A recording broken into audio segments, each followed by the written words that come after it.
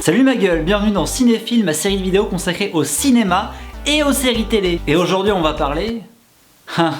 tu le sauras à la fin de la vidéo. Ah bah non, c'est écrit dans le titre en fait. Aujourd'hui on va parler thriller, et je risque de pas être très objectif parce que c'est tout simplement mon style de film préféré. Et plus il y a de meurtres, plus il y a de victimes, plus j'aime ça putain. Oh, calme-toi garçon, c'est pas toujours le cas. On s'en sort même par moments sans faire de mal à personne. Et oui, le but du thriller est pas de te présenter un bain de sang, simplement une intrigue autour de laquelle règne un mystère. Et si c'est bien foutu, t'auras vraiment envie de connaître le dénouement final. Ah oui, c'est clairement pas le genre de film que t'arrêtes en plein milieu pour aller te frotter la tige, hein. Et c'est pas non plus le genre de film que t'as envie de voir avec... Et c'est pas l'acteur qui joue dans Ocean's Eleven? C'est qui lui? Pourquoi il a dit ça? Oh, tu crois qu'il va mourir? Mais ferme ta gueule et retourne faire la vaisselle. Oh là là, les casse-couilles celle-là. Ah non, ça les réflexions bien macho, bien clichés, tu les gardes pour toi, hein? Il y a sûrement quelques filles qui vont regarder la vidéo, j'ai pas envie de me faire insulter dans les commentaires. Alors oui, je sais que le thriller n'est pas né avec le cinéma, et que c'est un style littéraire avant tout. Mais c'est une chaîne qui parle de cinéma, donc on ne va parler que du côté cinématographique de la chose. Enfin bref, ça va pas être facile de généraliser comme je l'ai fait dans ma vidéo précédente sur les comédies romantiques. Hashtag autopromo, pas terrible. Tout simplement parce qu'aucun thriller ne ressemble vraiment à l'autre. Tu prends Memento, tu prends Shutter Island, tu prends Mulholland Drive, tous les trois font partie du genre. Et à part le fait que plus la minute passe, plus le spectateur est scotché à son écran, ils ont pas grand chose en commun. C'est pourquoi il va falloir décortiquer la chose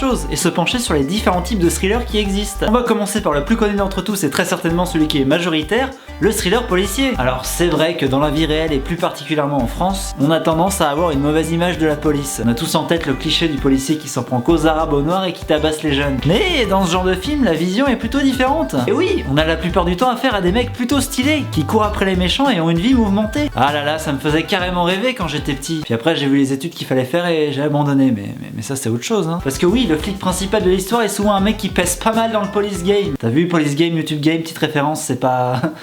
c'est pas drôle, d'accord. Brenda, apportez-nous du café s'il vous plaît. Bon alors, la victime a été vue pour la dernière fois hier soir sur les coups de 23h30. Son corps a été retrouvé à 4h du matin, découpé en petits morceaux, dans une benne à ordures. Elle s'appelle Corinne, elle a 45... Quoi? Attends, elle s'appelle Corinne? Oh non, c'est pas vrai. Ah non mais moi j'enquête pas, c'est mort là.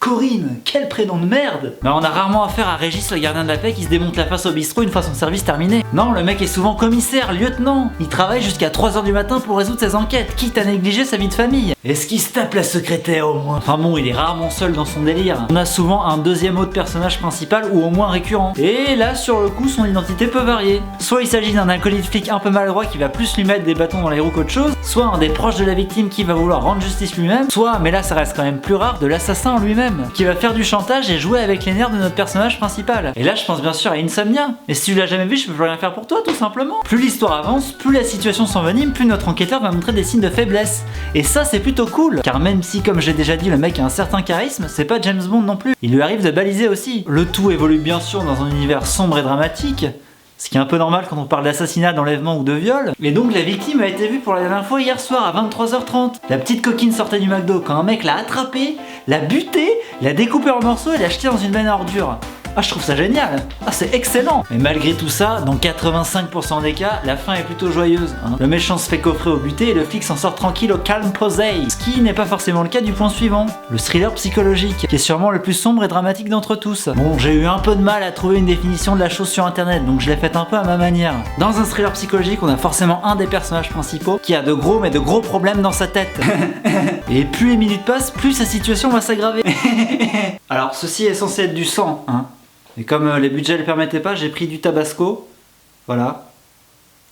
Ah putain, ah ça pique. L'intrigue va bien sûr être centrée autour de ce personnage-là, sa personnalité, ses habitudes de vie et son évolution. Et là encore une fois, son identité peut varier. Soit il s'agit du personnage principal de l'histoire, hashtag American Psycho, hashtag Taxi Driver, soit il s'agit de l'assassin qui commet tous ces putains de crimes de ouf, hashtag Seven, hashtag So, soit des deux en même temps, hashtag j'ai pas d'exemple en tête. Toujours est-il que toutes les pathologies psychologiques sont représentées dans ce genre de film. Ça va du schizophrène au psychotique au psychopathe, bref, il y en a pour tout le monde. C'est pas forcément le genre de personne que t'as envie de croiser, hein. Salut, tu viens chez moi? On se fait un cache-cache? Mais allez, on va s'amuser!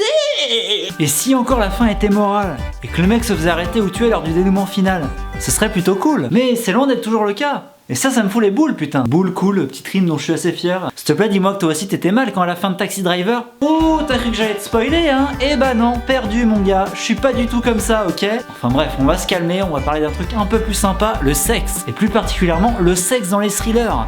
les thrillers érotiques quoi. Enfin ça devient intéressant. L'un des premiers, voire même le premier du genre a bien entendu été Basic Instinct, sorti en 1992, qui est aussi mon année de naissance. Mais ça on en a rien à foutre. Ce thriller est tout simplement une putain de tuerie. Et je dis pas ça parce qu'on voit Sharon Stone à poil. À côté de ça, l'histoire est hyper bien ficelée et la relation entre les deux personnages principaux est juste bluffante. C'est d'ailleurs devenu un film culte. Donc là encore une fois, si tu l'as jamais vu, c'est qu'il y a un problème. Par la suite, quelques thrillers un petit peu coquinous sont sortis dans les salles. La plupart restent regardables sans être non plus des chefs-d'œuvre, mais putain, c'est pas le cas de Sex Crimes, qui est limite encore mieux que Basic Instinct. J'en reparlerai dans mon top thriller. Mais alors on pourrait se demander pourquoi mélanger sexe et thriller, qui sont deux domaines plutôt différents. C'est un peu comme si un sex shop se mettait à vendre des bouquins de philo, y a pas trop de logique. Et bah après de nombreuses heures de réflexion, j'ai toujours pas trouvé de réponse à la question en fait. Donc si t'as une idée, n'hésite pas à me la glisser dans les commentaires. On va peut-être pouvoir discuter comme ça. Enfin bref, il existe encore plein d'autres sous-genres du genre, mais si je les développe tous, la vidéo durera une éternité. Donc on va s'arrêter là. Même si les thrillers sont pas à mettre entre les mains de tous et pourraient donner de mauvaises idées aux plus mentalement dérangés d'entre nous, il reste quand même plaisant à voir pour une personne normalement constituée, même s'ils peuvent un peu déranger de temps à autre. Mais bon, c'est pas trop grave. Voilà, je rends l'antenne à personne vu qu'on voit rien derrière la vidéo. On se retrouve très bientôt pour mon top thriller. Donc n'hésite pas à commenter cette vidéo, à la partager, à me laisser un putain de pouce bleu. En attendant, abonne-toi et à la prochaine!